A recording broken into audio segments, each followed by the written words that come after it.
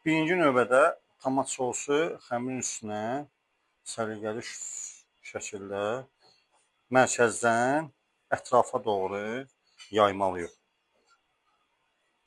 İndi bu bizim pizza sahəmiz biraz formasına görə belədir, amma sadəcə sistemi öyrədim ki, sizə.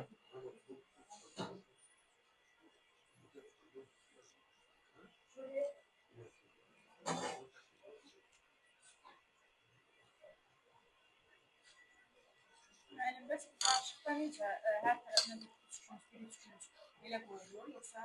Harada? Qarışıq pizzada. Qarışıq pizzada da elə. Yox, yəni... 3 gün, bir sahəsinə, bəli, bölüşdürürsən pizzanın sayına görə, pendirinin sayına görə. 4 növdürsə, tam səthi 4 yerə bölmək lazımdır.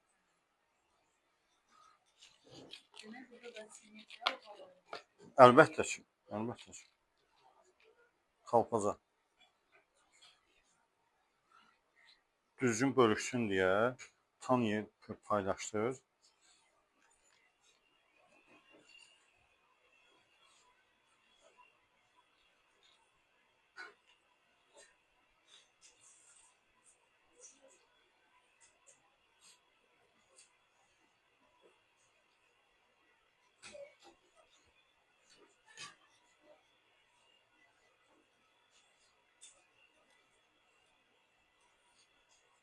Mənim deyəsən şey də qururlar, mal ətdə belə didilmiş formada. Didilmiş form, əvvəlcədən biraz bişirib vurmaq olar polfabrikat kimi, əlbəttə vurmaq olur. Qiymət kimi də artıq qururlar.